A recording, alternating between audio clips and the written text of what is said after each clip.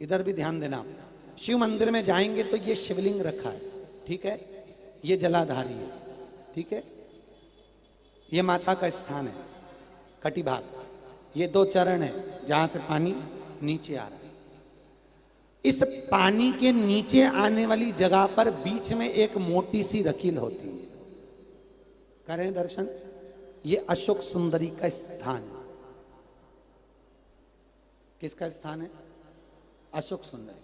आज भी नियम है, जिस लड़के लड़की का विवाह नहीं हो रहा हो, शादी नहीं हो रही हो, बहुत परेशान हो गए, कहीं मंगल है, कहीं राहु है, कहीं केतु है, कहीं कालसर्प दोष है, कहीं कुछ है, बच्चे बच्ची का विवाह नहीं हो रहा, बार बार देखने आते हैं पर विवाह पक्का नहीं होता, कुछ ना करिए।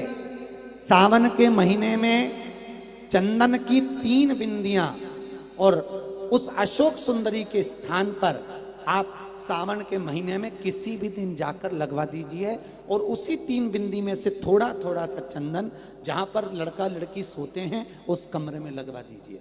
6 महीने के अंदर विवाह पक्का हो जाता है। अशोक सुंदरी, और अशोक सुंदरी का प्रमाण भी बड़ा सुंदर है। एक बात याद रखिए, अशोक सुंदरी के लिए बहुत सुंदर बात कही गई, बहुत सुंदरता कहा गया है। जिसको काया का रोग हो जाता है, काया सफेद हो जाती है या चमड़ी सफेद पड़ने लगती है या काली पड़ने लगती है या नेत्रों के नीचे कालापन आ जाता है, उसके लिए भी अशोक सुंदरी का ही पूजन किया जाता है। अशोक सुंदरी पर कब करते हैं?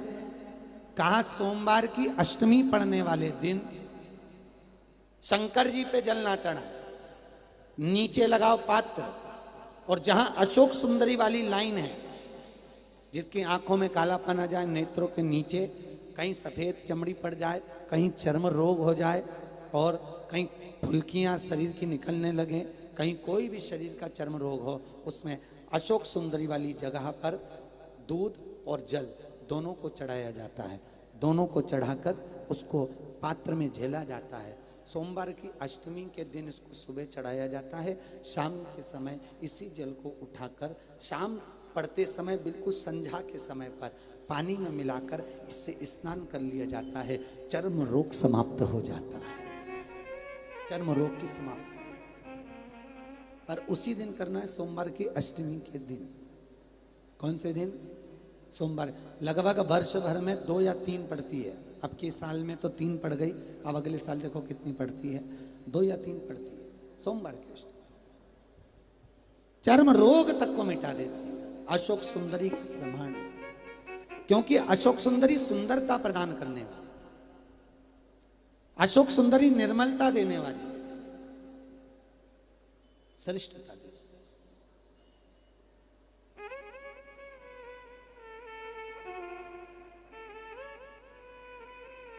जो ब्याज बट्टे का काम करते हैं ना, उधारी पैसा दे देते हैं और पैसा नहीं आता, या दुकान पे से पैसा उधार देना है, उनको विशेष ध्यान रखना चाहिए अशोक सुंदरी का। बहुत अशोक सुंदरी का बिल्कुल ध्यान रखना चाहिए।